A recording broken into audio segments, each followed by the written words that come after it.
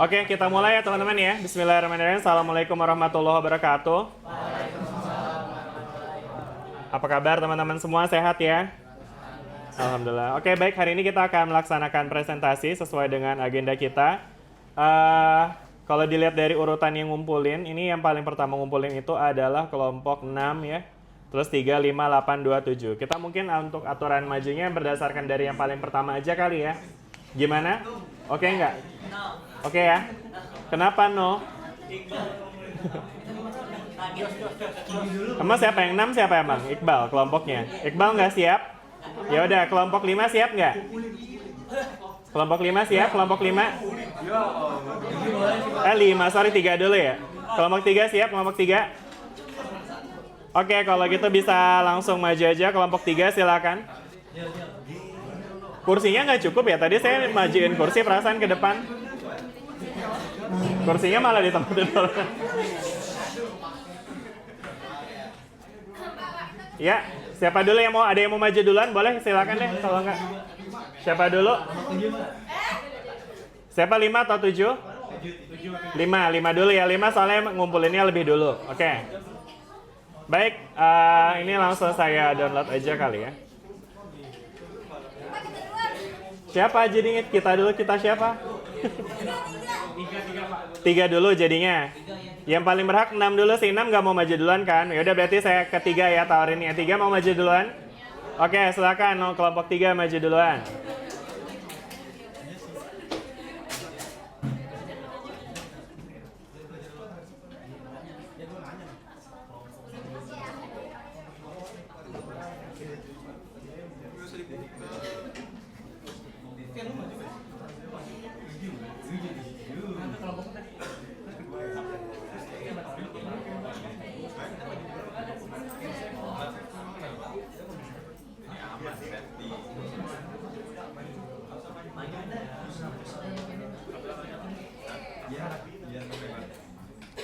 Siapa ya? Saya butuh asisten nih. Subi deh, tolong bikinin timer nggak? Timer. 6 menit ya, 6 menit. 8 menit, 8 menit. Subi timekeeper ya. Ini siapa? Teman-teman, tolong pegang ininya, mikrofonnya. Maaf ya. Oke.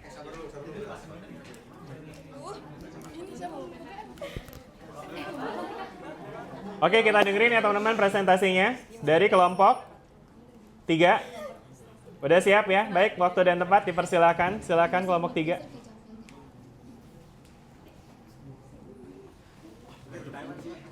Udah mulai timer aja. Assalamualaikum warahmatullahi wabarakatuh. Waalaikumsalam warahmatullahi wabarakatuh. Kami dari kelompok 3 ingin mempresentasikan tentang industri pembangkit listrik. Saya Tika Setiawati. Saya Nina Urasari Girsa. Saya Rifana. Saya Siva Septia Melani. Saya Andita Heron Sukma. Saya Syifa Komaria.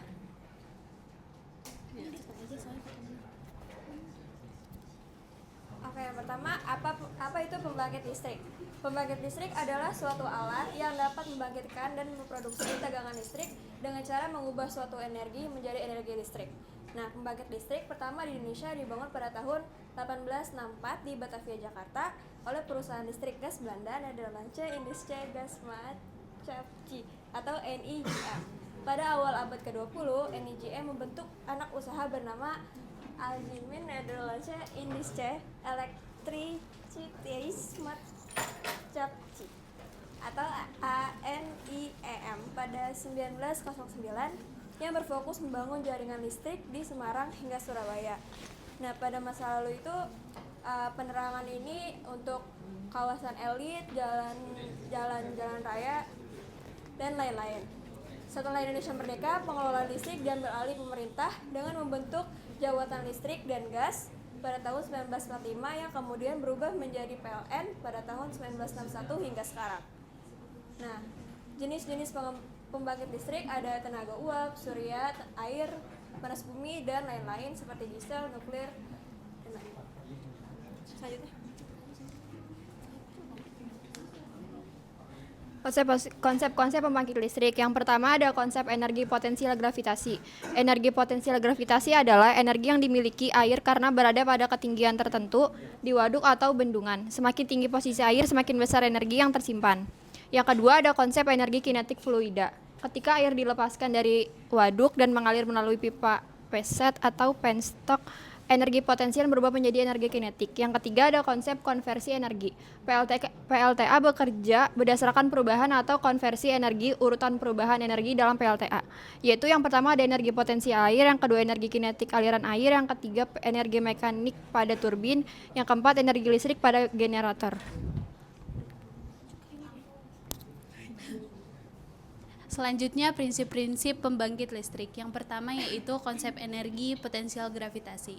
Energi potensial gravitasi adalah energi yang dimiliki air karena berada pada ketinggian tertentu di waduk atau bendungan. Semakin tinggi posisi air, semakin besar energi tersimpan. Dalam PLTA, air ditampung di waduk pada ketinggian tertentu. Energi potensial ini kemudian diubah menjadi energi gerak saat air dialirkan menuju turbin. Selanjutnya, prinsip mekanika fluida. PLTA memanfaatkan prinsip aliran fluida. Besarnya energi yang dapat dihasilkan dipengaruhi oleh debit air atau jumlah air yang mengalir, dan tinggi jatuh air atau head. Semakin besar debit dan head, semakin besar daya yang dihasilkan. Yang ketiga, prinsip momentum fluida. Ketika air dengan kecepatan tinggi mengenai sudut turbin, terjadi perubahan momentum air. Perubahan momentum ini menghasilkan gaya yang mendorong sudut turbin sehingga turbin dapat berputar. Selanjutnya ada konsep dan fungsi utama PLTA. Yang pertama itu ada reservoir atau bendungan, berfungsi untuk menyimpan dan meningkatkan permukaan air sehingga tinggi jatuh air dapat berdampak pada besarnya energi potensial yang diterima oleh turbin. Yang kedua ada penstock atau kanal, berfungsi untuk mengarahkan aliran air dari bendungan menuju ke turbin. Ketiga ada turbin, berfungsi untuk mengubah energi potensial menjadi energi gerak. Keempat ada generator, itu berfungsi untuk mengubah energi mekanik dari gerakan turbin menjadi energi listrik. Yang kelima ada transformator, berfungsi untuk menaikkan tegangan dari generator. Selanjutnya adalah cara kerja dari PLTA itu sendiri. Yang pertama, air sungai itu ditampung oleh waduk. Nah, karena dia berada di ketinggian itu menyebabkan si air ini memiliki energi potensial. Nah, lalu air dialirkan menuju turbin. Energi potensial ketika mengenai turbin sehingga berganti menjadi energi mekanika yang menyebabkan torsi pada turbin berputar. Nah, karena turbin ini terhubung dengan generator, maka generator juga ikut berputar dan menghasilkan energi listrik. Lalu energi listrik ini dinaikkan tingkatnya oleh transformator yang memiliki tegangan jadi lebih tinggi lalu dialirkan ke rumah-rumah.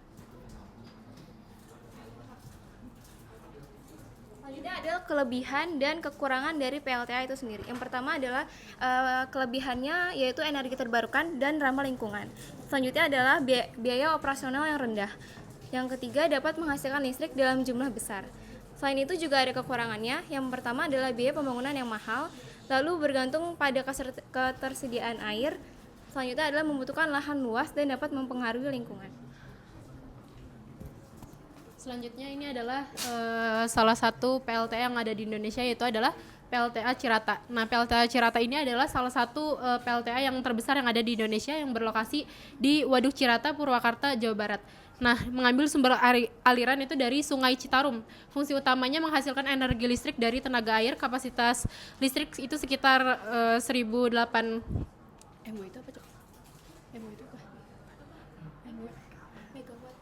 megawatt memproduksi sekitar 1.428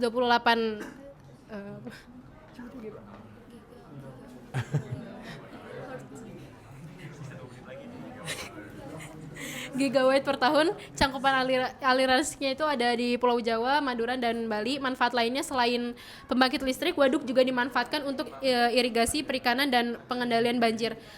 Lebih detailnya bisa dicek di sumber Wikipedia. Sekian presentasi dari kelompok kami. Oke, boleh kita kasih plus. Ini nggak ada yang nanya ya, pertanyaan dari saya tuh. Iya nanya, nggak ada yang nanya tuh. Pertanyaan itu ya. Langsung aja, maksudnya setelah lagi dia presentasi, teman-teman langsung tulis aja pertanyaannya ya. Oke, pertanyaan itu ya. Bagaimana cara mengoptimalkan energi yang dihasilkan oleh PLTA? Silakan.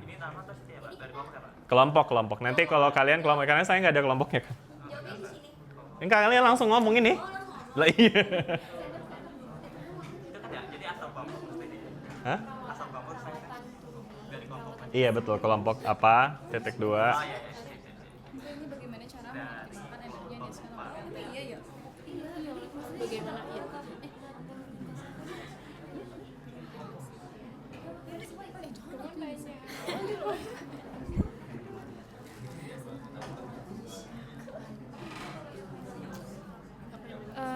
Jadi bagaimana caranya mengoptimalkan energi yang dihasilkan oleh PLTA itu yang pertama mengatur aliran jangan deket-deket.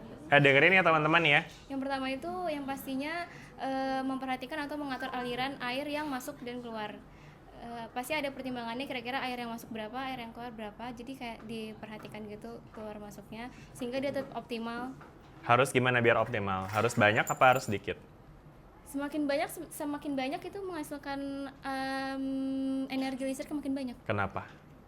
Karena kan airnya banyak. Terus dia kan jatuh ke bawah. Kalau airnya lebih banyak tuh energi potensialnya lebih besar karena masanya lebih banyak. Masanya lebih banyak. Terus juga tinggi juga berpengaruh. Semakin tinggi si waduk itu semakin besar juga nanti energi yang dihasilkan. Seperti itu. Terus juga perawatan mesin. Selain itu juga pengelolaan bendungan yang baik. Oke, sip. Ya boleh kita kasih plus buat kelompok berapa ini? Kelompok 3 ya.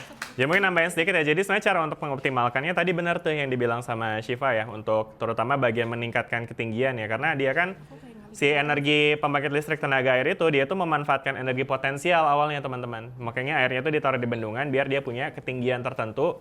Dan kemudian ketika dia dialirkan, nah dia berubah nih dari energi potensial jadi energi Energi gerak. kinetik. Nah terus habis itu energi kinetiknya itu muterin turbin kan ya. Tadi ini dijelasin udah dijelasin juga sih tadi kan ya. Cuma maksudnya teman-teman jadi bisa dapetin nalarnya juga gimana cara mengoptimalkan energi yang dihasilkan oleh ini ya. Oke, mungkin satu pertanyaan aja ya. Mungkin nih buat kelompok yang lain nanti bisa nanya di kelompok berikutnya aja, oke? Baik, terima kasih. Boleh closing?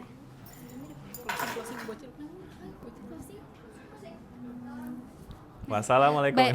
Baik, sekian presentasi dari kami. Terima kasih. Oke, sama-sama. Lanjut kelompok berikutnya. 5 kah? Atau 6 mau maju? 6 mau maju, 6? Saya tanya 6 dulu, 6 mau maju nggak? Oke, silakan 6.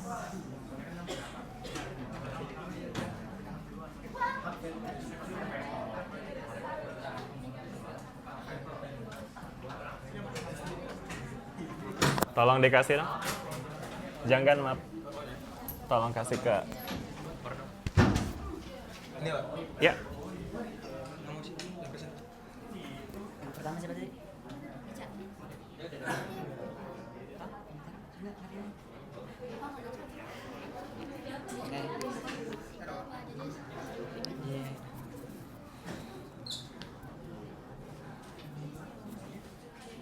Assalamualaikum warahmatullahi wabarakatuh. Waalaikumsalam warahmatullahi wabarakatuh. Ya, selamat pagi semua. Kami dari kelompok 6, kami akan menjelaskan mengenai industri manufaktur dalam bidang makanan. Sebelumnya perkenalkan, saya Jessica Elizabeth Hasibuan. Saya Anissa Dulestari. Saya Desitan Febi Harum Saragi. Saya Farah Jatuh Hotmaina. Saya Muhammad Iqbal. Nah, jadi di sini kami dari kelompok 6 akan menjelaskan Jadi di sini kami dari kelompok 6 akan menjelaskan tentang industri manufaktur. Nah, apa sih industri manufaktur itu? Industri manufaktur adalah industri yang bergerak di bidang produksi bahan mentah menjadi barang jadi atau setengah jadi. Nah, bidang produknya ada kimia, elektronik, farmasi, logam, energi,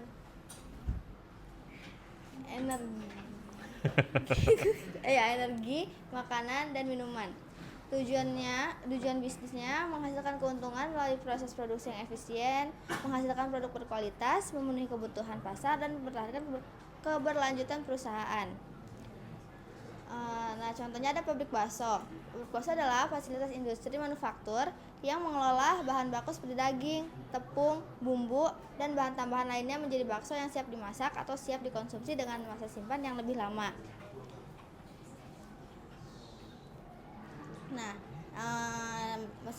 Nah, ada beberapa macam mesin di pabrik bakso, yaitu mesin penggiling daging, mesin mixer adonan bakso, mesin cetakan bakso, dan mesin water cooking bakso, dan mesin freezer bakso.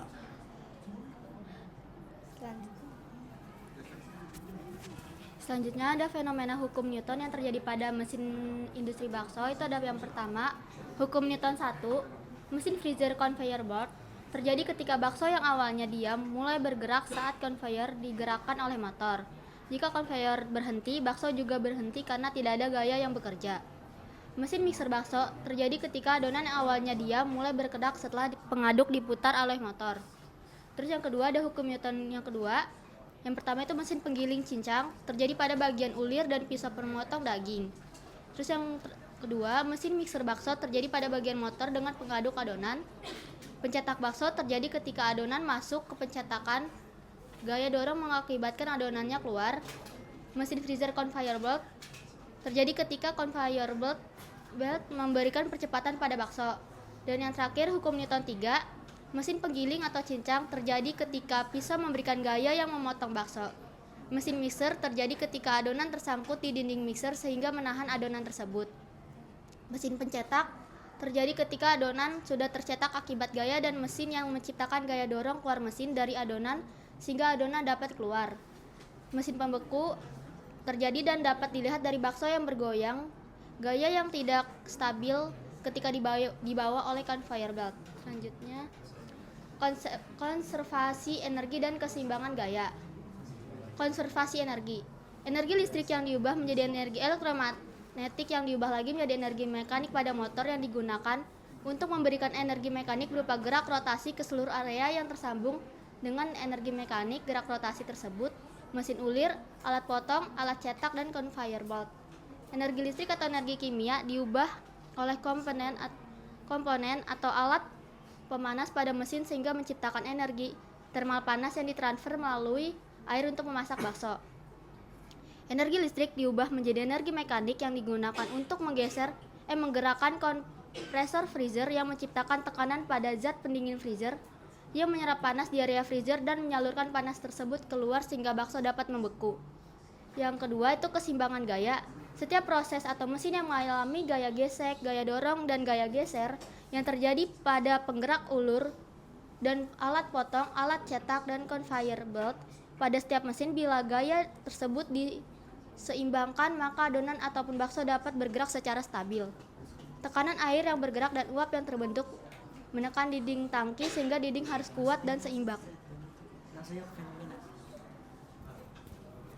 Selanjutnya fenomena mesin penggiling. Gambar pertama itu adalah belt. Dia mengonversi energi listrik atau bahan bakar menjadi gaya elektromagnetik, kemudian menjadi energi mekanik yang membuat mesin setiap komponen berrotasi dapat melakukan gerak rotasi. Hukum Newton 2 pada belt yang menyalurkan energi mekaniknya. Yang kedua adalah alat ulir mengalami gerak rotasi akibat motor. Terjadi gaya dorong yang disebabkan oleh arah kemiringan pergerakan ulir dan akibat dari gaya gesek antara ulir dengan dinding tabung yang menggunakan hukum 2 Newton. Yang ketiga ada pisau mesin mengalami gerak rotasi akibat motor. Terjadi fenomena gaya tekan ketika pisau mulai memotong daging dan gaya geser setelah daging terpotong sepenuhnya oleh pisau yang membuat daging dapat keluar dari area keluar mesin. Selanjutnya ada fenomena pada mesin mixer. Alat pertama adalah belt juga. Dia sebagai pengonversi energi listrik atau bahan bakar menjadi gaya elektromagnetik, kemudian menjadi energi mekanik, dan dia melakukan gerak rotasi dan terdapat pada hukum Newton 2 pada belt tersebut. Yang terakhir ada alat pengaduk. Terjadi gerak rotasi pada pengaduk dan menghasilkan gaya dorong pada adonan sehingga membuatnya bergerak, dan gaya gesek terjadi dapat dilihat dari adonan yang menempel pada dinding mixer. Nah, jadi di sini ada fenomena pada mesin pencetakan, di mana motor akan mengubah energi listrik atau bahan bakar, bahan kimia menjadi gaya elektromagnetik yang akan menggerakkan motor yang lainnya, area rotasi. Pertama pada screw kan bergerak melingkar buat mendorong adonan ke bawah sehingga adonan tersebut dapat masuk ke bagian pencetakan. Pencetakan tersebut akan mencetak seperti kayak pintu kayak gini bulat. Kan di sini ada nih, aduh nggak kelihatan ya bulatnya. Jadi ini adonannya masuk ke sini, terus nanti tercetak dan nanti keluar ke sininya. Ke sininya keluar.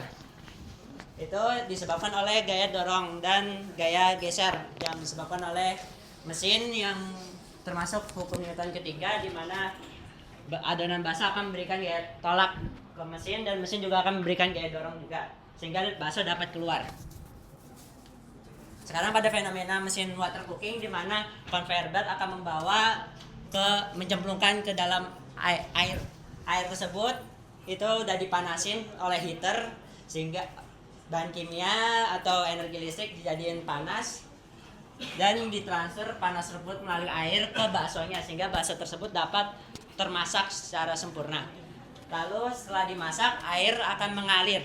Mengalir itu sesuai hukum Newton 2 atau 3. Waktunya habis. Oke, kita lihat ya pertanyaan. Nggak ada pertanyaan ini. Oke, kalau nggak ada pertanyaan, kita cukupkan. Boleh closing, Iqbal? Oke, terima kasih banyak ya semua. Assalamualaikum warahmatullahi wabarakatuh. Waalaikumsalam warahmatullahi wabarakatuh. Boleh kita kasih plus ya, Maria? Anyway, saya punya catatan teman-teman. Jadi, cara teman-teman presentasi juga akan dinilai dan saya akan menilai secara personal. Jadi, saya nggak expect untuk teman-teman baca doang ya. Karena kalau teman-teman bikin ini, pasti teman paham dong dengan apa yang dibikin. Jadi, at least kayak Iqbal tadi lah. Pas lagi ngomong, sambil ditunjuk, sambil ke audiens, segala macam. Jadi, ya ada komunikasi yang terjadi dua arah kesannya. Jadi jangan cuma baca doang, oke? Bisa? Good. Lanjut, kelompok berikutnya. Nomor 5 ya? Kita sesuai urutan aja ya tetap ya. Yang ngumpulin awal akan dapat kesempatan untuk maju duluan.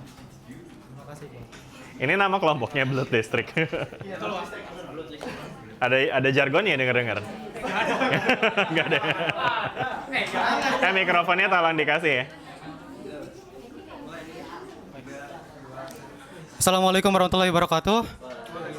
Selamat pagi semuanya. Sebelum itu yang terhormat Bapak Fatan selaku Waduh, yang terhormat banget gitu. selaku dosen fisika industri pada hari ini dan juga teman-teman seperjuangan saya yang saya banggakan. Pada hari ini kami akan menjelaskan mengenai pembangkit listrik, yang lebih khususnya kita akan menjelaskan mengenai PLTA, pembangkit listrik tenaga air.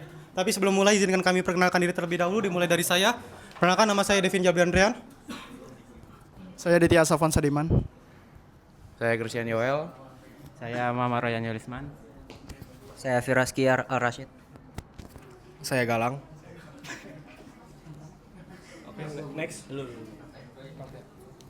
Ya, jadi yang pertama apa itu PLTA? Yang kita tahu itu PLTA pembangkit listrik tenaga air. Nah, PLTA itu adalah pembangkit listrik yang memanfaatkan aliran air untuk menghasilkan listrik.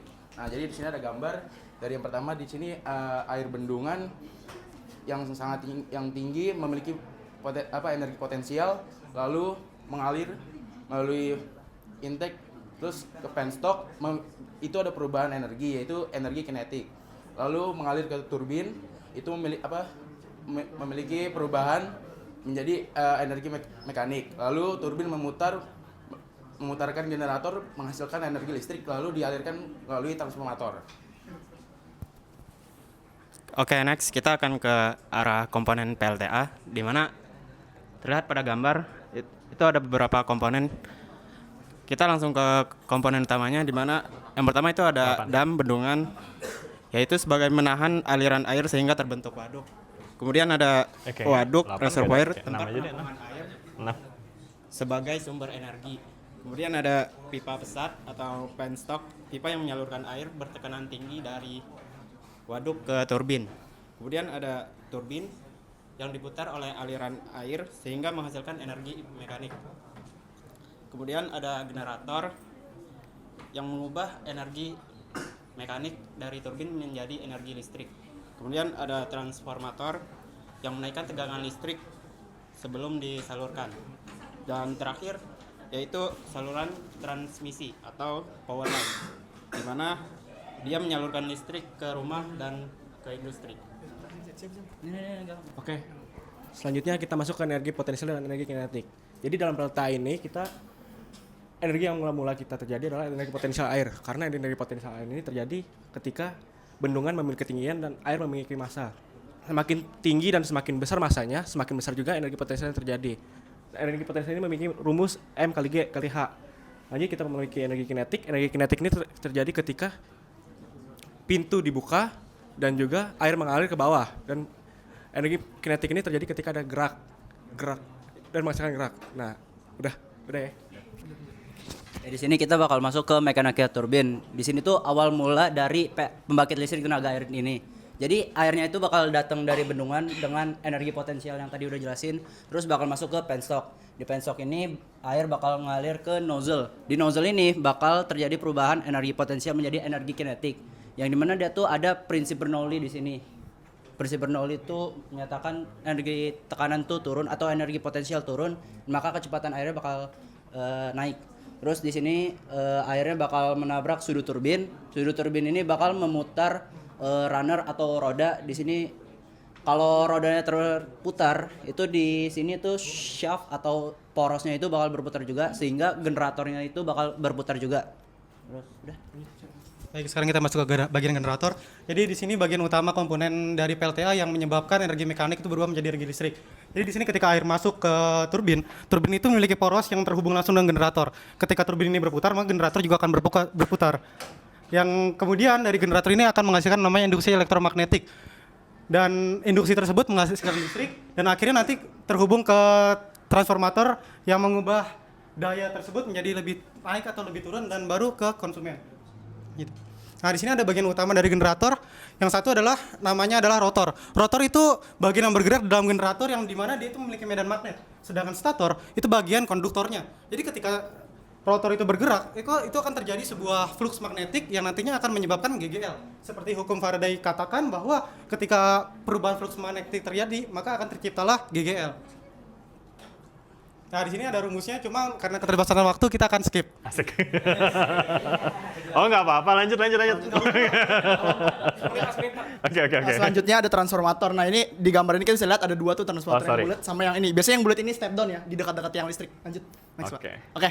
Yang di sini ada cara kerjanya. Sebenarnya cara kerjanya gampang. Tadi dari generator itu ada listrik statis, dia masuk arus listrik AC, arus bolak-balik dia masuk dari kumparan primer. Jadi ada kumparan primer sama sekunder. Primer ini adalah tempat masuk ke listrik AC, sedangkan sekundernya adalah tempat keluar atau misalkan buat ngalirin ke sutetnya gitu. Next, Pak. Nah, jadi ada dua jenis, ada transformator step down sama transformator step up. Nah, ini kalau kita bisa lihat nih kumparan sama tegangannya itu berbanding lurus. Jadi kalau kumparan banyak, tegangannya makin tinggi. Kalau kumparannya dikit, tegangannya makin rendah. Jadi kalau step down buat nurunin tegangan, kalau step up buat naikin tegangan. Nah, jadi ini dia alurnya. Jadi kayak pertama ada generatornya, terus ada step up dulu. Jadi di step up ini kita naikin. Tujuannya dinaikin itu adalah biar efisiensinya itu baik. Nanti sebenarnya ada perhitungannya, cuman kayaknya enggak deh di next selanjutnya. Nah, sorry. Jadi dari ini dialirin dulu ke yang kita kenal dengan sutet atau saluran udara tegangan ekstra tinggi. Nah, habis itu dialirin lagi ke step down. Terakhir ke step down lagi buat nurunin ke, kalau di Indonesia itu 220 volt. Jadi ini yang terakhir nih, tadi bulat yang dilihat di depan. Nah, itu udah ada efisiensi. Oke, terima kasih teman-teman ya. Meskipun yang diminta berdasarkan prinsip mekanika ya. Banyakan listriknya tadi itu. Tapi nggak apa-apa. Saya appreciate bahkan caranya menjelaskan memang terlihat sudah dipelajari begitu ya. Oke, selanjutnya di sini ada pertanyaan. Kelompok yang paling atas dulu tuh boleh ditanya di chat. Oh, beda ya, ini yang ya sih. Oh, sorry. Ini udah ya berarti.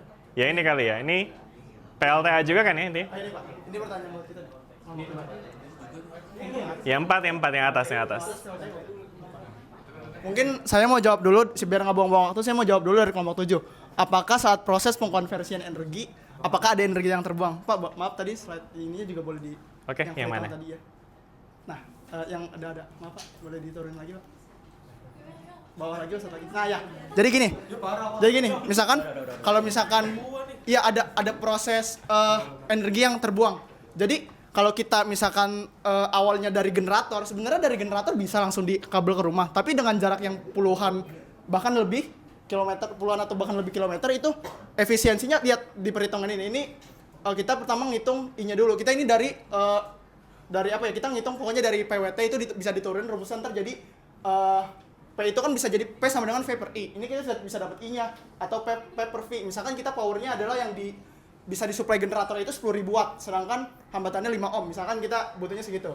Nah, artinya si generator ini harus menyuplai dengan tegangan 220 volt karena tujuannya sedangkan rumah-rumah di Indonesia ini punya tegangan standarnya itu dipakai 220 volt. Nah, makanya kita pakai 220 watt. Nah, kita dapat hasilnya 5,4 ampere kuat arusnya. Kemudian kita hitung velosnya dengan I kuadrat dikali R, 45,4 kuadrat dikali 5. Lihat, ruginya velosnya adalah 10.305 watt, sedangkan daya yang disuplainya itu 10.000 watt. Nah, lihat daya yang terbuangnya 100 kali kan.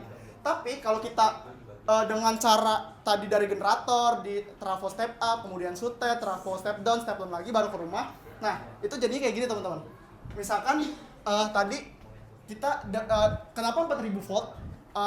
Karena tegangannya kita naikin dengan trafo step up dari yang tadinya lebih rendah dari step up jadi bisa 400.000 volt karena dari data yang saya lihat itu sutet itu bisa ngalirin sampai sekitaran 500 kilovolt 500 kilowatt 500 kilovolt sorry. Jadi step up ini kemungkinan ada di sekitaran sampai 500-an itu. Jadi saya milih 400 angkanya. Nah, dapat kuat arusnya 0,025 ampere. Kemudian pas dihitung velosnya cuman energi yang terbuangnya itu cuman 0,0031 watt atau sekitar 0,0003% gitu. Jadinya cukup. Dengan perbandingan itu sangat besar sekali kerugiannya. Oke, ya boleh kita kasih plus. Ya, tapi mungkin kalau saya nambahin yang dijelasin itu lebih ke energy loss ketika transmisi ya. Sedangkan pertanyaan di sini tuh sebenarnya apakah ada energy loss ketika konversi? Oh, pas konversi. Iya, tapi nggak apa-apa, udah lumayan menjelaskan paling nggak untuk aspek energy loss during transmissionnya. Dan saya rasa cukup, boleh kembali. Ini kelompok berapa tadi namanya? Blood listrik. Oke. Ya boleh kembali ke tempatnya. Terima kasih kelompok blood listrik. Baik, terima kasih semuanya. Oke. Ya, terima kasih semuanya, kurang lebihnya mohon maaf. Assalamualaikum warahmatullahi wabarakatuh. Waalaikumsalam. Oke. Salam kebajikan gitu. Oke, lanjut kelompok 8 mau maju. Udah siap 8? Oke, silakan kelompok 8.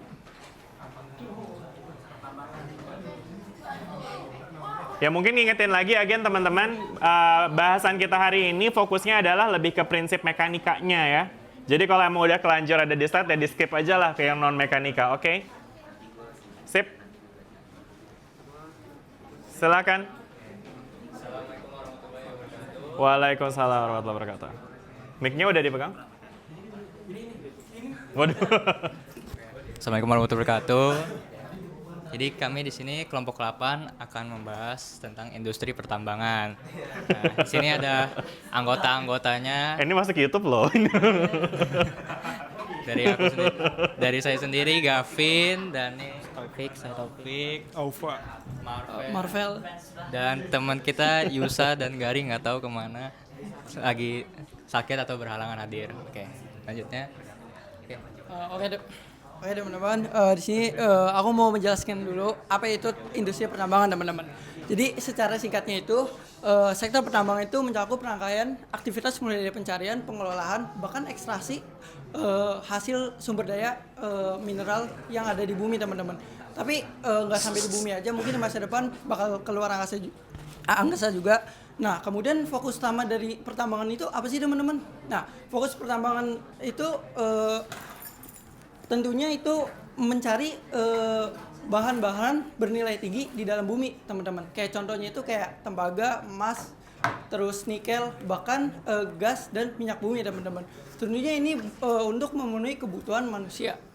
Kemudian ada peran dari industri pertambangan memiliki peran sebagai berikut, teman-teman. Yang pertama itu poin pertama ada penyuplai bahan baku utama, kayak contohnya bahan baku teknologi, bahkan kehidupan kita sehari-hari itu pasti ada bahan baku dari tambang, teman-teman.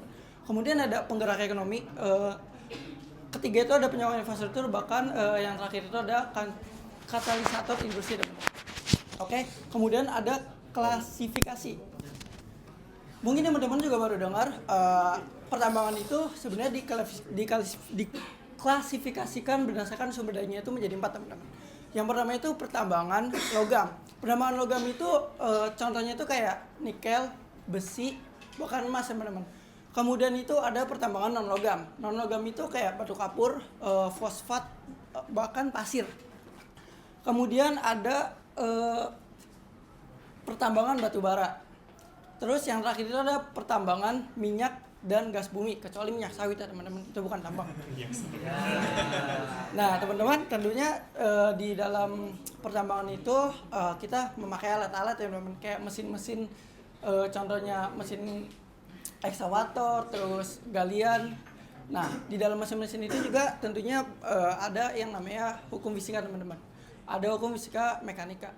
Nah untuk lebih lanjutnya teman saya di sini mau menjelaskan pertambangan itu lebih ke dalam fisikanya teman-teman. Oke, berikutnya yaitu sistem hidrolik yang menerapkan hukum fluida, tepatnya itu hukum Pascal. Hukum Pascal menyatakan bahwa tekanan yang diberikan oleh fluida statis dalam suatu ruang tertutup akan diteruskan ke segala arah dengan nilai yang sama besar. Rumus dasarnya itu P sama dengan F per A atau F1 dan F2. Karena tekanan didefinisikan sebagai gaya dibagi luas penampang, maka rumusnya menjadi F1 per A1 sama dengan F2 per A2. Prinsipnya ada 4. Yang pertama itu power density, yaitu memanfaatkan fluida tekanan tinggi untuk menghasilkan daya angkat yang masif dari komponen yang ringkas. Berikutnya itu manajemen termal, itu sistem yang wajib menjaga stabilitas suhu fluida agar viskositas dari orinya tetap optimal dan panas berlebih akan merusak properti kimia ori dan efisiensi transmisi. Berikutnya yaitu feedback control, yaitu penggunaan sensor elektronik seperti sistem load sensing untuk menyesuaikan pasokan energi secara real time sesuai beban kerja sehingga dapat meningkatkan efisiensi bahan bakar.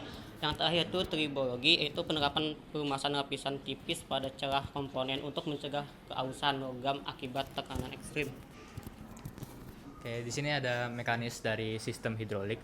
Jadi di mana tuh ada 4 langkah. Jadi ada pompa, ada katup, ada silinder atau eksekusinya dan sirkulasi kembali. Jadi dimulai dari pompanya nih. Jadi ada sebuah fluida yang dipompa dan menghasilkan tekanan ke silindernya. Ini ada kontrol katupnya ya. Jadi kayak di sini tuh tempat dimana kita bisa mengontrol mau bendanya mau bergerak ke arah mana. Dan setelah dieksekusi di silinder, setelah dilakukan tekanan, maka akan kembali lagi dan digunakan kembali fluidanya. Jadi begitu mekanismenya. Oke, lanjut, ada hukum ada mesin diesel, hukum satu termodinamikanya, yaitu menyatakan bahwa energi tidak dapat diciptakan atau dimusnahkan. Sebelum lanjut, ini kayaknya OOT ya, termodinamika itu masuknya ke termo ya. Jadi kita kayak mekanika aja. Lanjut. Di sini ada mekanikanya nggak? Itu Pak, yang di bawah tadi mekanik. Jelasin bagian hukumnya aja silakan. Mekanis saya Pak, ke yang di bawah. Oh, ke bawahnya aja. Ini. Nah ini mekanis. Okay. Nah ini ada mekanisme dari mesin dump truck.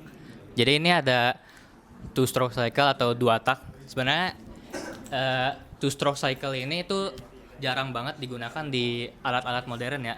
Ini lebih ke contoh ke mesin-mesin lama seperti gergaji besi gitu, yang mesin gergaji atau mesin potong rumput yang lebih tebal asapnya gitulah, yang berisik gitu.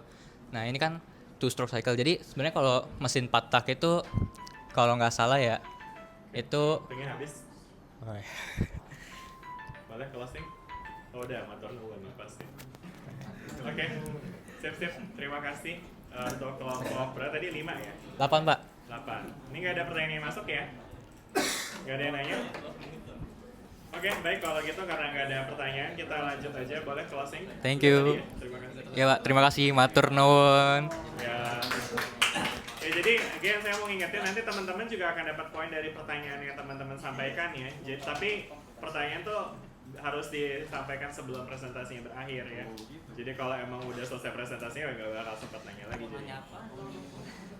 Ya kan sepanjang perjalanan kan pasti ada kan bagian yang mungkin kalian pengen deep dive ya kan. Oke, kita lanjut ke yang berikutnya. Ini ada kelompok 2. Silakan kelompok 2.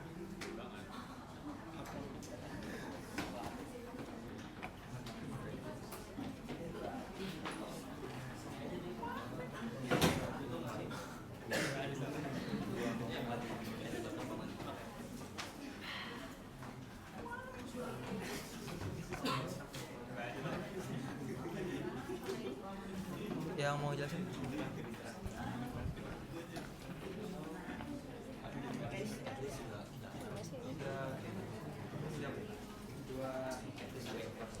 Ya, Assalamualaikum warahmatullahi wabarakatuh. Waalaikumsalam warahmatullahi wabarakatuh. Selamat pagi semuanya. Di sini kami dari kelompok 2 mau menjelaskan tentang konsep fisika industri pada timbangan industri. Tapi sebelumnya kita mau memperkenalkan diri dulu. Nama saya Hana Natalina. Nama saya Sefila Nazaria. Nama saya Irina Maira. Nama saya Rahma. Saya Gendis Ayu. Saya Tania Maya. Oke, karena waktunya terbatas, jadi kita langsung ke materinya. Di sini saya mau menjelaskan apa itu timbangan. Nah, timbangan ini tuh kayak kita udah tahu semua ya. Timbangan itu alat yang digunain buat ngukur massa benda dan berat benda. Nah, kerjanya itu dia ngedeteksi gaya berat benda karena gravitasi. Nanti hasilnya itu dalam bentuk angka. Lanjut, di sini ada perbedaan timbangan listrik dan timbangan industri. Sebenarnya itu sama aja, tapi di sini bedanya simpelnya tuh timbangan listrik skala beratnya tuh lebih kecil daripada timbangan industri. Jadi timbangan listrik tuh kayak kita taunya timbangan sayur, timbangan berat badan, itu tuh masuk ke timbangan listrik yang biasa. Tapi timbangan industri tuh buat kayak yang di pabrik-pabrik, buat ngitung bahan baku segala macam, itu timbangan industri. Nah, kita milih timbangan industri ini karena itu tuh penting banget buat di industri ya di Jadi konsep mekanika yang pertama di timbangan industri itu ada namanya hukum 2 Newton. Seperti yang udah kita tahu, hukum 2 Newton itu untuk mencari total keseluruhan gaya bisa dikalkulasikan massa dan dikalikan dengan percepatan benda. Juga kebalikannya, kalau ingin mencari nilai percepatan bendanya bisa dikalkulasikan total seluruh gaya dibagi massa benda. Jadi pada timbangan industri ini kita menggunakan konsep hukum 2 Newton karena sebagai contoh ketika kita ingin mengukur suatu massa benda menggunakan timbangan industri ini, kita meletakkan benda tersebut pada permukaan timbangan dan timbangan tersebut akan merespon gaya tekan yang dihasilkan oleh berat benda tersebut.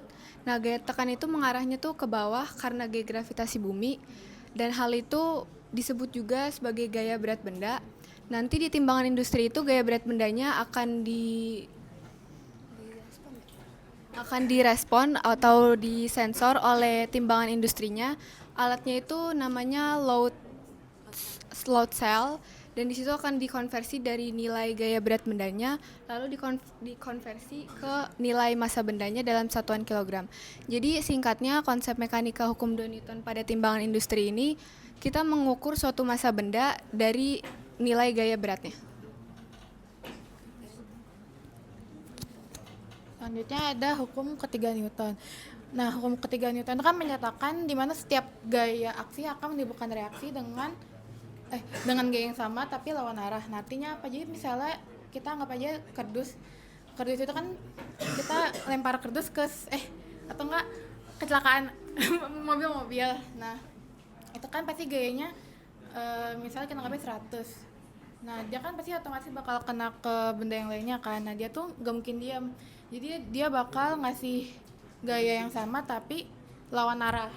Nah, ini juga kepake di timbangan industri di mana kita meletakkan barang di atas si permukaan timbangan yang bisa kita sebut dengan gaya aksi. Si respon dari timbangannya dia bakal ngasih gaya reaksi, yaitu dia ngasih gaya ke atas dengan gaya yang sama tapi lawan arah. Nah, interaksi ini bisa kita sebut dengan yang namanya pasangan gaya aksi reaksi. Dengan adanya si pasangan aksi reaksi ini juga bisa membantu jadi prinsip dasar dari kerja si timbangan. Kayak bisa dilihat di sini adalah timbangan industrinya, cuma karena bentuknya PDF, sebenarnya ini video, cuma karena jadi PDF jadi gambar doang. Nah, seperti yang kita tahu, benda itu punya massa, isi atau kandungan benda. Tapi massa saja tidak punya tenaga untuk menekan, massa baru punya tenaga kalau ada gravitasi. Jadi di dalam video ini tuh sebenarnya ada kardus. Jadi umpamanya kardus itu menekan timbangan. Nah, itu yang dinamakan aksi. Lalu timbangan melakukan reaksi dengan mendorong kardus tersebut ke atas. Nah, sebenarnya kan seperti yang kita tahu, hukum Newton itu adalah aksi sama dengan min reaksi.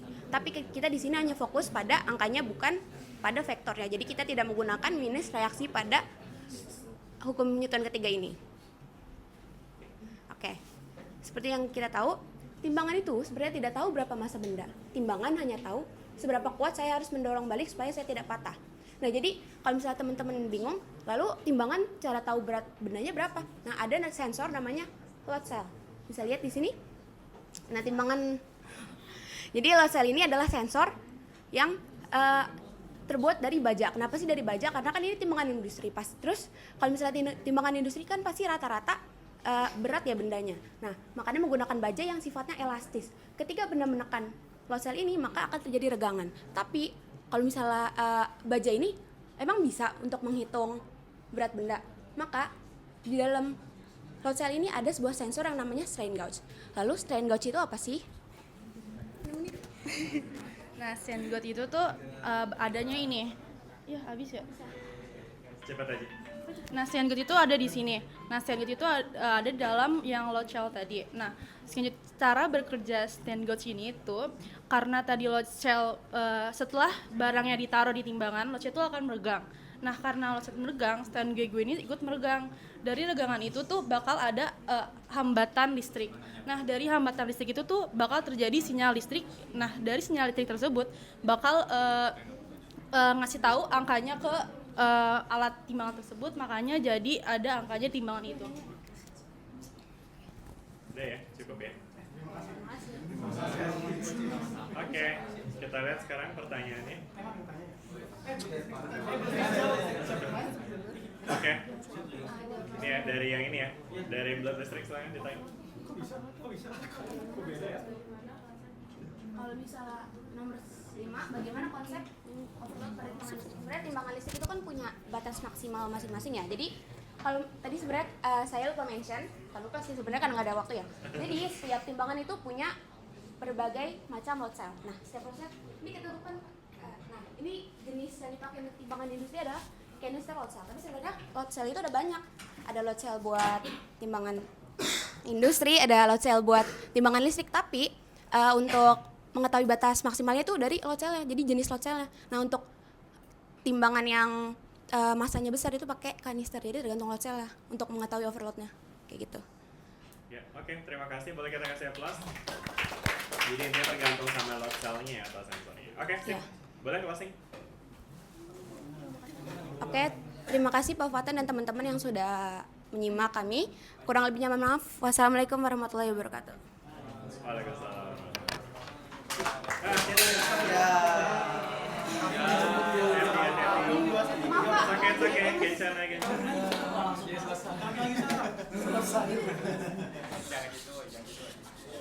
Selanjutnya kelompok berapa nih? Kelompok 7 ya.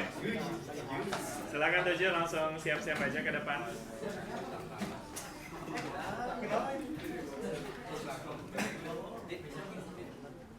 Hati-hati ya jalannya.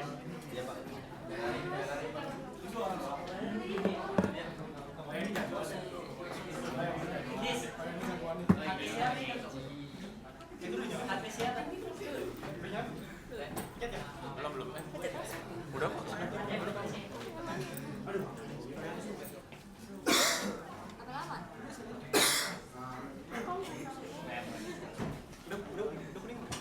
Nyala nggak sih? Belum ditolak itu ya? Seharusnya belum biru. Nah, ini baru biru. Nah, itu kenapa? Kenapa pakai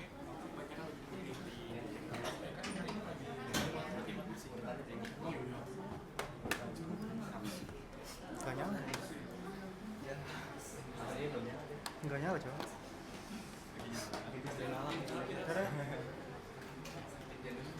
Iya, bro. Yang ditutupin.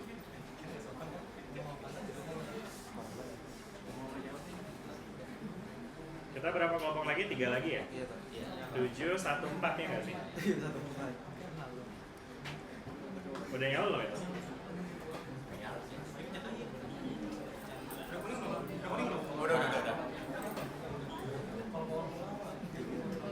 Masih Masih kelap kulit ya, tapi sih udah boleh nyala ya? Ya udah mulai nyala. Oke, tunggu sebentar ya teman-teman. Soalnya teknis.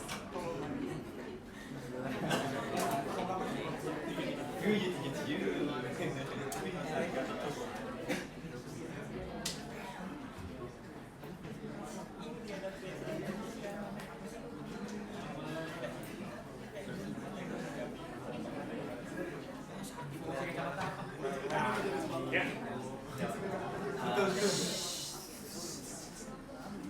Oke, di kolom dikunya assalamualaikum semuanya. Dalam bidang fisikanya ya. Langsung saja teman saya langsung menjalani proses presentasi ini. Kenalan dulu kali. Sudah kenal Pak. Sebut-sebut aja namanya masing-masing siapa aja.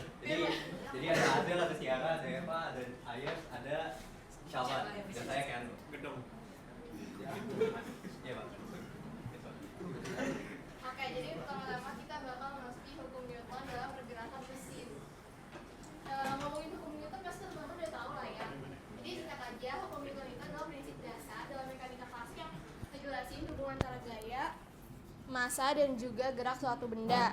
Nah, hukum Newton sendiri ini ada 3 hukum utama yang mengatur bagaimana benda dapat bergerak, berhenti, dan juga berubah arah saat dikenai gaya. Yang mana? Oke, langsung aja. Langsung aja ke prinsip fisikanya, yaitu hukum Newton pertama atau disebut inersia. Benda akan tetap diam atau bergerak lurus jika tidak ada gaya yang bekerja padanya. Ini rumusnya F sama dengan 0. Lanjut lagi, hukum Newton kedua, percepatan akan berbanding lurus dengan resultan gaya dan berbanding terbalik dengan masanya. F sama dengan M kali A rumusnya. Terus yang hukum Newton ketiga, setiap gaya aksi akan menghasilkan gaya reaksi yang sama besar, tetapi berlawanan arah. Ini rumusnya. Lanjut akan dijelaskan. Langsung aja nih ke penerapannya nih. Nah, di industri otomotif ini kan dari yang kemarin-kemarin kita juga udah ngebahas piston nih. Nah, piston itu kan dia kan naik turun. Nah, itu kan menyebabkan kalau kalian tahu itu namanya gaya inersia, guys. Nah, terus mungkin boleh lanjut dulu, Pak.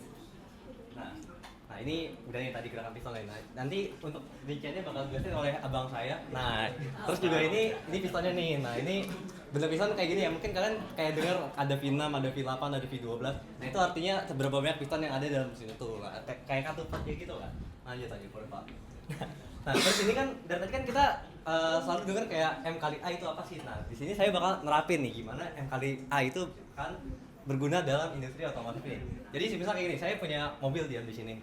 Nah, terus kayak melaju selama 1 detik itu dia udah menempuh 50 cm nih Pak. Nah, asumsi jika massa mobil ini adalah 200 gram atau 0,2 kg. Nah, terus juga dan jika tidak ada gaya geseknya ya, karena ini permukaannya licin. Nah, berarti kita harus nyari kalau kan M-nya udah tahu nih, kita nyari A-nya dulu. A-nya gimana? Kita pakai yang F sama dengan V0T dikali setengah AT kuadrat. Tapi karena mobilnya tadi diam, berarti V0T-nya hilang. Jadi kita bisa asumsiin karena jaraknya tadi 50 cm, berarti 0,5 meter itu sama dengan kayak setengah AT kuadrat. Nah, T-nya itu berapa? T-nya itu 1. Berarti 1 per A sama dengan 0,5. Maaf, kebalik. Ini adalah setengah. Nah, berarti A per 2 sama dengan setengah. Berarti teman-teman, A-nya berapa teman-teman?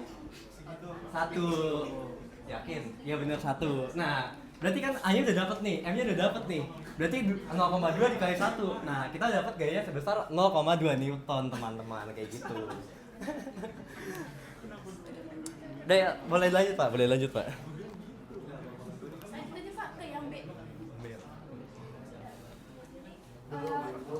Dalam industri otomotif itu dalam industri otomotif itu digunakan hukum konservasi energi. Nah, hukum konservasi energi ini digunakan untuk mengoptimalkan penggunaan energi di dalam mesin.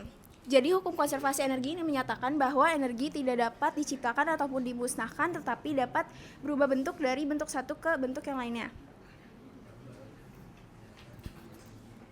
Nah, seperti yang dijelaskan sebelumnya, bahwa energi itu tidak bisa dimusnahkan, tapi hanya bisa dapat diubah bentuknya. Nah, di sini ada proses perubahan atau konversi energi dari energi kimia berubah menjadi energi panas. Jadi prosesnya seperti ini. Energi kimia itu tersimpan pada bahan bakar. Lalu bahan bakar itu akan dibakar di tempat pembakaran yang akan menghasilkan energi panas. Energi panas akan menggerakkan si piston untuk menjadi energi mekanik. Nah, di sini energi mekanik akan bergerak dan menjadi energi listrik untuk menjadi penyuplai pada sistem kendaraan atau mobil.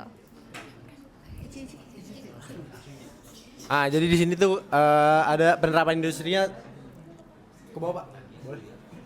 Nah, ini mesin pembakar internal yang tadi piston itu. Jadi piston tuh kan ada 4 siklus. Yang pertama tuh hisap, yang kedua itu ada namanya kompresi, 3 tenaga, terakhir exhaust. Nah, di hisap ini dia kebuka pistonnya buat masukin udara sama bahan bakar, terus dia dikompresin buat jadi dia naik buat gesekan antara bahan bakar sama si udaranya ini. Nah, dia turun lagi nih buat antar si businya buat dorong, buat apa ya, kayak narik tenaga di pas akhir itu exhaust. Jadi didorong dari bawah buat keluarin yang gas itu, gas sisanya, gas sisa pembuangannya.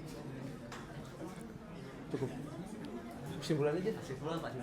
Kesimpulan aja, Pak. Nah, jadi kesimpulannya tuh hukum Newton menjelaskan bagaimana gaya itu menyebabkan komponen mesin sehingga kendaraan dapat bergerak. Sementara itu konservasi energinya menjelaskan bagaimana energi diubah dan juga dimanfaatkan dalam mesin maupun proses produksinya. Kedua konsep dasar tersebut ini menjadi komponen penting dalam sistem industri otomotif agar dapat bekerja secara efisien dan juga maksimal. Oke, Pak. Sekian, Pak. Oke, boleh kita kasih aplaus. Dipilih aja mau tanya ya, mau jawab yang mana silakan. Oh, boleh pilih, Pak.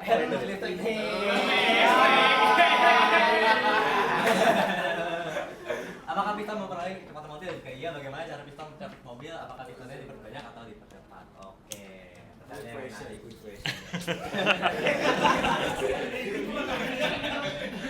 Jadi, bukan mobil ya, tapi apakah itu terutama enggak? Karena mobil itu kan memiliki masa masing-masing. Jadi tergantung komponen juga. Nah, terus bagaimana cara piston mempercepat mobil? Ini kan, tadi kan ada V6, V8, sama V12 ya. Semakin banyak pistonnya atau enggak makin banyak atupnya, itu berarti makin banyak pergerakan terjadi dalam satu kali masa gitu, dalam satu kali masa rotasi, sehingga energi yang dihasilkan akan lebih besar dan juga gas yang dihasilkan juga bakal lebih besar, sama suaranya juga pasti lebih besar. Nah, terus apakah pistonnya diperbanyak atau dipercepat? Nah, itu kan piston dipercepat itu tergantung dari pengembusinya ya, bukan yang apa namanya, kalau kalian misal pakai anggaplah di suatu saat nanti kalian punya Bugatti atau kan sudah kalian di gigi satu gitu kan, ya berarti pistonnya kayak mungkin akan bergerak tapi tidak secepat kalau sebenarnya kalian ngebut di gigi 8 atau gigi 7 gitu. Jadi apa ya, anggaplah banyaknya piston itu adalah sumber dayanya itu kayak apa ya, energi muatannya. Nah, terus apakah dipercepat itu kan tergantung aja. Nah, itu berapa banyak yang kalian pakainya gitu, berapa cepatnya. Jawab lagi. Oke. Sip. Terima kasih. Boleh kita kasih kelas lagi. Paling saya punya satu note sih buat kelompok ini dan juga kelompok sebelumnya. Tadi saya gatel banget sama rumus ini, teman-teman. Ada yang aneh nggak dengan rumus ini? Dari tadi nih kelompok sebelumnya juga ada, tetapi saya lupa notice aja. Ini tolong ya teman-teman ya kalau nulis rumus fisika, ini dosa besar masuknya nih, masa jadi vektor. Apalagi tadi ngomongin timbangan nih. Oke, sip. Terima kasih, silakan kembali. Mudah-mudahan nggak ketemu ginian lagi ya nanti ya. Parah ya, parah. Oke, sekian teman-teman. Terima kasih. Assalamualaikum warahmatullahi wabarakatuh. Waalaikumsalam.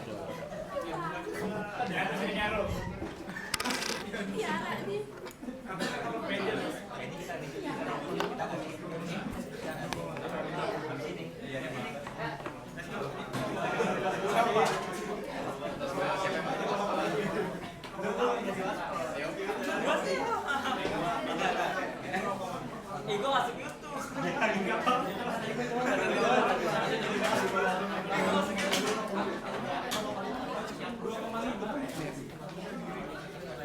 Assalamualaikum teman-teman. Waalaikumsalam. Tolong teman-teman. Halo.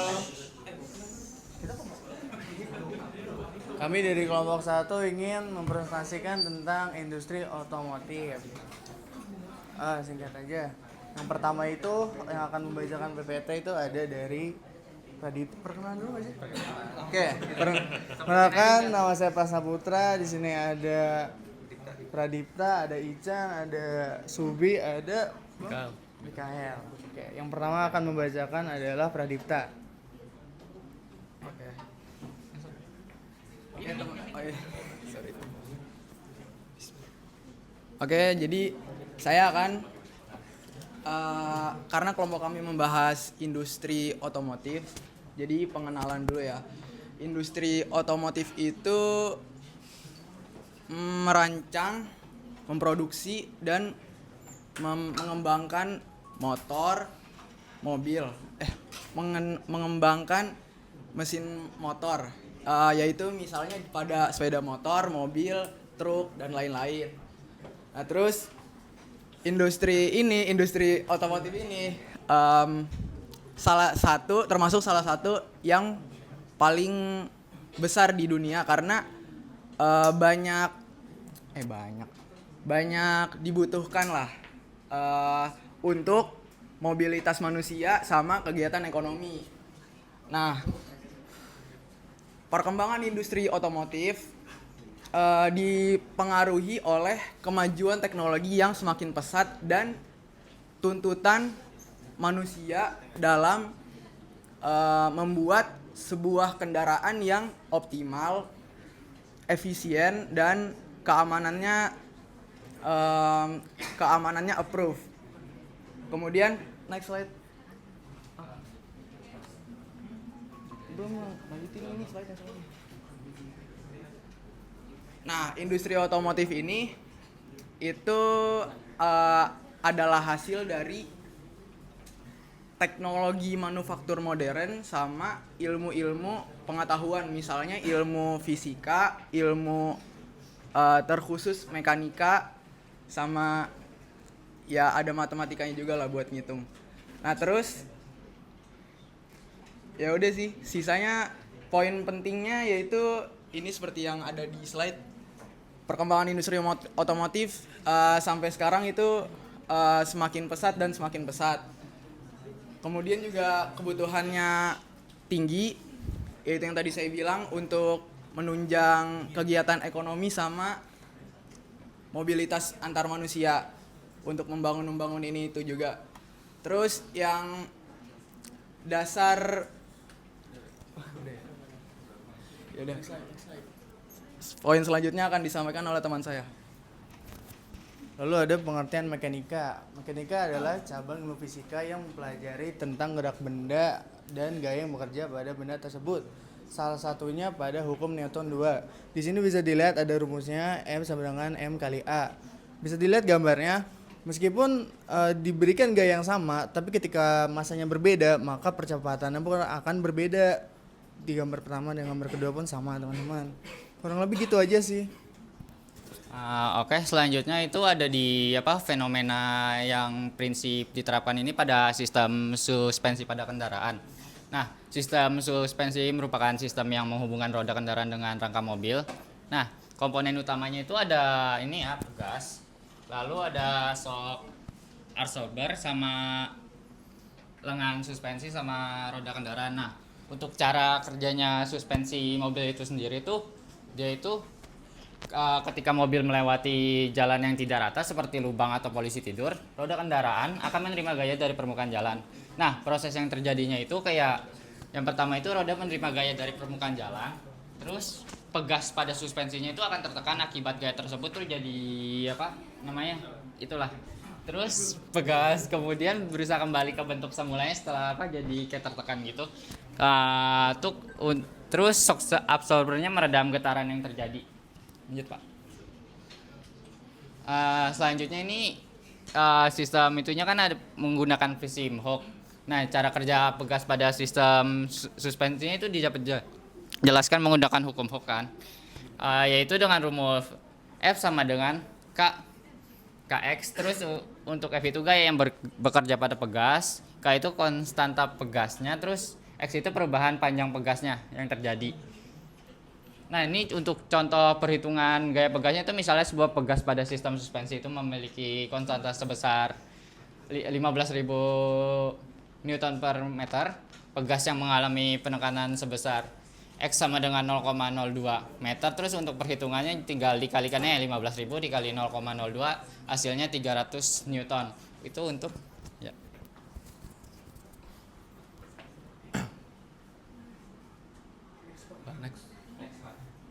Untuk selanjutnya ada sistem pengereman pada kendaraan. Untuk contohnya diambil dari sistem cakram pada rem mobil. Semua sistem pengereman mobil pasti digunakan untuk memperlambat laju kendaraan, memanfaatkan gaya gesek.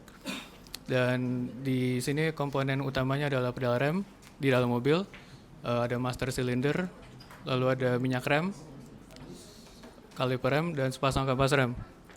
Sepasang kampas rem dan cakram rem yang ini, cakram rem.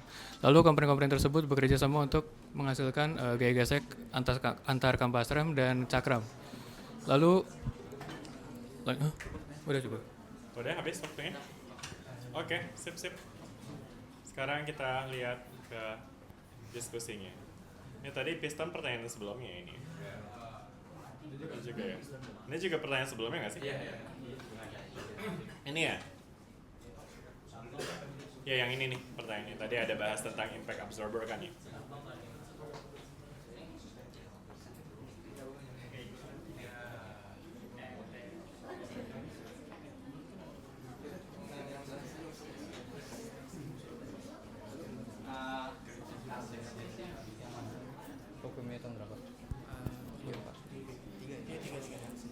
Nih, izin menjawab pertanyaannya dari kelompok 6. Kalau hukum Newton dihubungkan dengan impact absorber itu hukum Newton yang mana?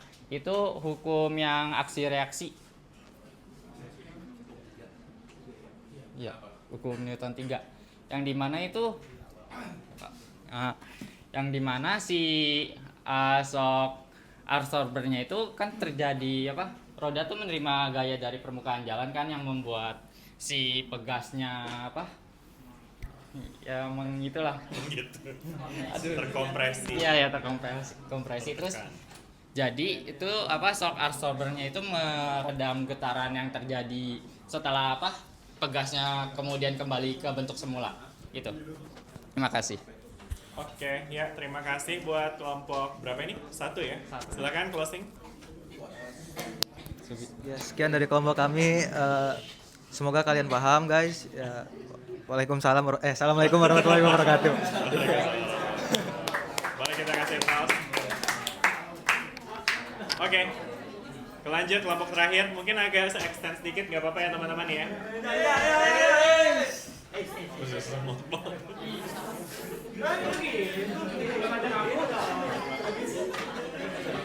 Berarti gak usah waktuin ya, Pak? Gak usah diwaktuin ya? Gak usah diwaktuin. Loh kok gitu?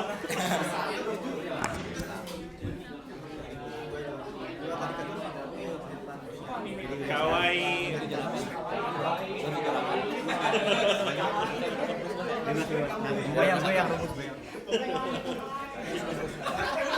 Attention.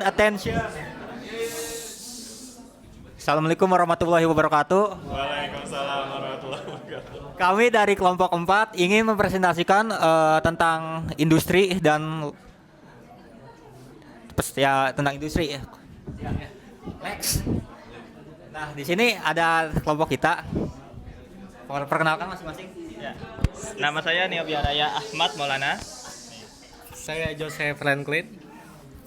Saya Gali Aditya. Saya Alex. Saya Janggan. Saya Dafu. Next. Gak ditanya dia. Ini si Juka. Latar belakang. Sabar. Lu dulu apa gue dulu? Industri logistik itu membutuhkan sistem transportasi yang cepat dan efisien. Nah, pesawat terbang itu menjadi salah satu moda transportasi utama karena dia mampu mengirim barang dalam waktu yang singkat. Pesawat itu lebih cepat dari kapal laut ya, karena kapal laut itu kecepatannya itu sekitar 20 knot, sementara pesawat itu sekitar 400 knot. Kurang lebih 20 kali lebih cepat dari kapal laut kalau pesawat itu. Lalu menjangkau jarak yang sangat jauh. Pesawat itu bisa menjangkau jarak yang tidak bisa dijangkau oleh transportasi darat pada umumnya dan transportasi laut karena dia bisa menjangkau di tengah-tengah daratan gitu loh. Nah, Ketiga, mengangkut muatan dalam jumlah besar. Pesawat itu bisa mengangkut muatan, bisa bertonton, bisa bahkan ada pesawat yang bisa mengangkat pesawat lain. Oke, lanjut.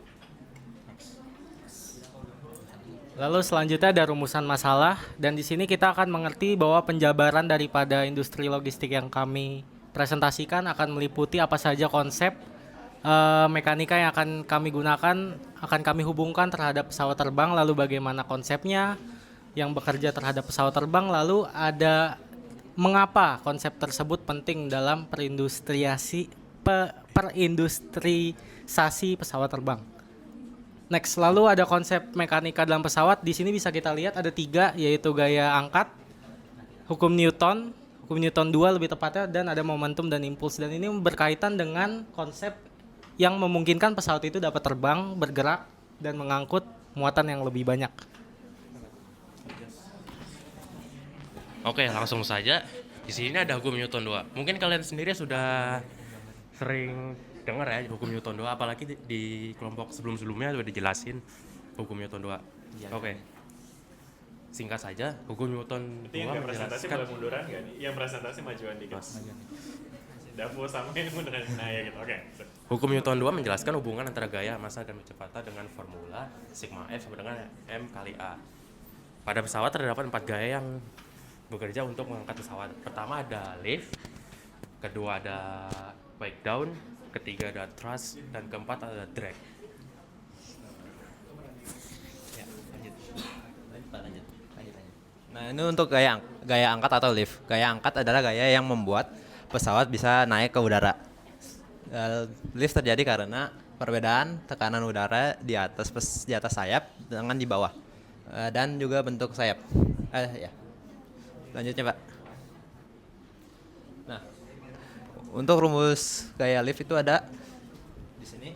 Ini ada setengah rho area dan kecepatan masuk dan kecepatan keluar. Pangkat 2.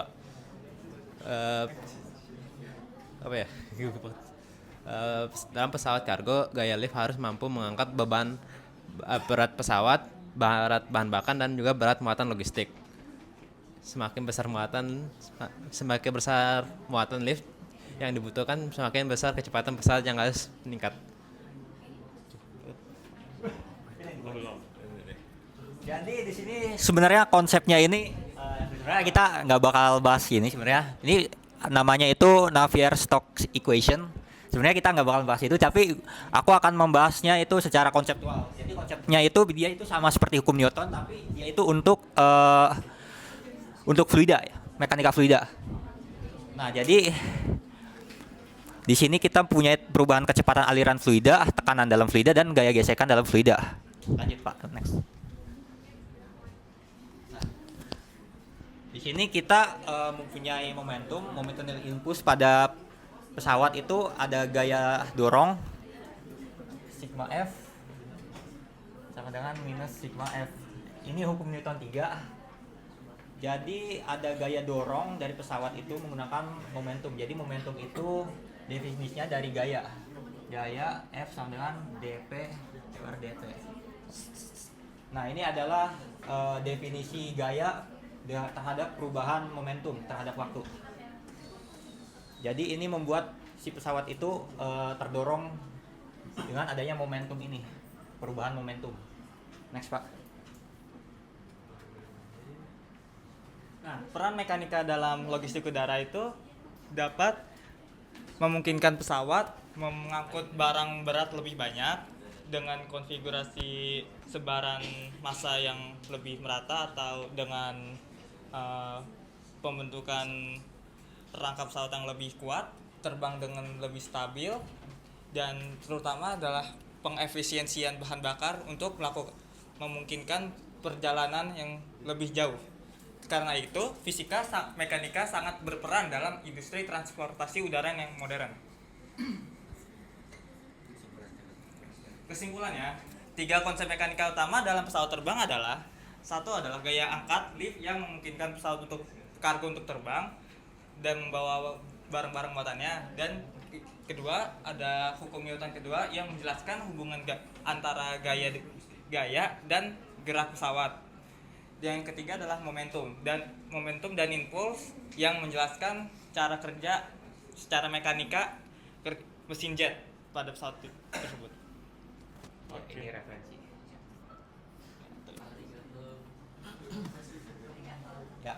Ya ini pertanyaannya. Untuk gaya fluida apakah yang dimaksud untuk mengukur seberapa besar aliran hambatan angin atau efisiensi bahan bakar atau bagian yang mana ya? Oh ini gaya ini nih. Sebenarnya ada nih gayanya. Sebenarnya ini ya kalau ke atasnya lagi coba Pak. Yang tadi yang ada dragnya. Nih tadi bawah ya itu. Oke, ini formulanya. Gaya untuk menghitung hambatan sebenarnya ada sih gayanya, ada gaya F drag. Itu tinggal dikurangin aja sebenarnya gayanya. Gaya fluida terus terhadap gaya hambatan atau yang lain lah. Kira-kira seperti itu. Kalau VAVB ini apa? Ini kecepatan masuk. Ini kecepatan kecepatan keluar jetnya. Ini kecepatan keluar masuk jetnya. Yakin tuh jawab gitu? Iya. Sip. Ya boleh kita kasih applause dulu. Terima kasih. Oke, boleh closing dulu aja. Minasan arigatou gozaimasu. Arigatanks. Oke. Itu ada yang mau masuk lagi nggak ya? Di luar ada yang ngantri ke sini nggak? Nggak ya? Oke. Hah? Nggak ada? Ada. Ya udah deh kalau gitu kita cepatin aja. Tapi paling tadi sih ini jawaban terakhir salah nih. Ini tuh bukan kecepatan masuk atau keluar, tapi ini berkaitan sama ini gaya angkat kan kaitannya. Jadi ini VAVB ini berkaitan sama kecepatan di bagian sayap pesawat, teman-teman. Teman-teman tahu di sayap pesawat itu tuh di atas sama di bawah tuh permukaannya beda tuh. Makanya dia dibuatnya agak kayak ngelengkung gitu, kebayang nggak? Biasanya yang atas tuh lebih panjang, yang bawah lebih pendek. Makanya dia lintasannya, maksudnya lebih panjang lintasannya, makanya dia lebih lengkung. Artinya nanti VA-nya lebih tinggi jadinya daripada VB, sehingga nanti akan ada gaya angkat dari situ. Jadi pesawat itu bisa mengalami gaya angkat karena adanya perbedaan kecepatan di atas dan di bawah sayapnya. Ya, mungkin tadi mestinya dijelasin. Oke, ya udah mungkin cukup teman-teman. Dan kedua mungkin beberapa input terkait dengan kegiatan kita hari ini. Yang pertama adalah saya mengucapkan terima kasih buat teman-teman semua untuk effortnya sudah berusaha sebaik mungkin untuk menyiapkan materinya segala macam. Tapi di sisi lain saya juga masih memiliki beberapa catatan. Salah satunya adalah teman-teman kelihatan sih kalau emang teman-teman sudah menyiapkan dan paham, sama yang baca doang itu kelihatan banget gitu ya. Dan tentu akan saya kasih penilaian yang adil hopefully dalam hal itu. Jadi harapannya di presentasi berikutnya itu bisa dikurang-kurang itu ya, yang baca-baca doang, yang kayak nggak siap, yang mungkin cuma nerima kerjaan dari temennya. Mudah-mudahan nggak ada ya. Jadi maksudnya ketika teman ngerjain, teman pastiin hafalin dulu aja ya. Bukan hafalin, maksudnya pahamin dulu. Nggak mesti banyak, nggak mesti secara komprehensif. Yang penting kalau nggak salah di permintaannya, requirement-nya kan teman cuma diminta untuk jelasin 2 prinsip fisika aja kan ya. Jadi sebutin industrinya apa, terus 2 prinsip fisika yang ada di dalamnya, dan udah fokus di situ aja bahasannya. Selesai dari situ udah selesai, tutup gitu aja kan. Jadi sebenarnya nggak diminta untuk ngebahas ini secara terlalu mendalam, nggak juga. Yang penting teman-teman ngerti bagaimana implementasi fisikanya, dan bagus lagi kalau bisa dikaitkan sama formulasi fisikanya dan dijelasin gitu makna dari persamaan tersebut seperti apa. Dipahami sampai sini? Jelas ya teman-teman ya? Oke baik, kalau gitu terima kasih untuk presentasi kita yang pertama. Dan minggu depan kita masih masuk lagi atau nggak sih? Atau udah libur ya, lebaran? Jadi kelihatan ini jadi sesi kita terakhir sebelum lebaran. Kok iya bang? Emang ada yang mau kelas lagi gitu? Ya, ke sana, bilang ya ke sini. Kami kelas apa? Oke, udah kalau gitu mohon maaf bila untuk segala salah. Sampai ketemu lagi kita setelah lebaran ya. Makasih semuanya. Assalamualaikum warahmatullahi wabarakatuh. Izin.